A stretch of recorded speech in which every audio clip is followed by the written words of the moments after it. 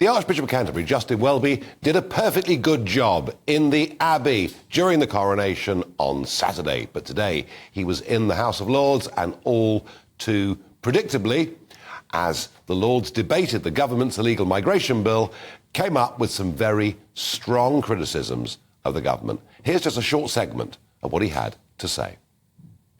It ignores the reality that migration must be engaged with at source, as well as in the Channel, as if we, as a country, were unrelated to the rest of the world. It is a siloed bill, not a whole-of-government bill. It does not draw in conflict management and prevention, which drives migration. It does not draw in climate impacts, which drive migration and conflict. It is isolationist. It is morally unacceptable and politically impractical to let the poorest countries deal with the crisis alone and cut our international aid. Well, you may have a point there, that it's politically impractical, all the while we're part of the ECHR. That may well prove to be correct. But, Archbishop, surely your job, above all, is to look after your flock, your diminishing flock in this country.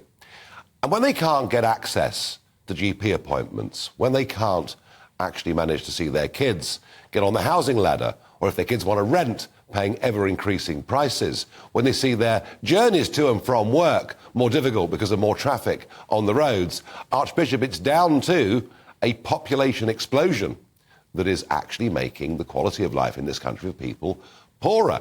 And whilst the numbers crossing the Channel may be only a fraction of those who are being allowed to come in legally, it's still a real issue given access to social services. And goodness me, those that cross the Channel even get free dental care, something not available to the rest of the population. So, Archbishop, I ask you, how many millions more do you think we should accept in this country? Now, we did write to Lambeth Palace and ask for clarification on whether he saw an upper limit to the numbers that could come and claim asylum via this route, and all we got was a polite reply saying, please refer to the Archbishop's speech.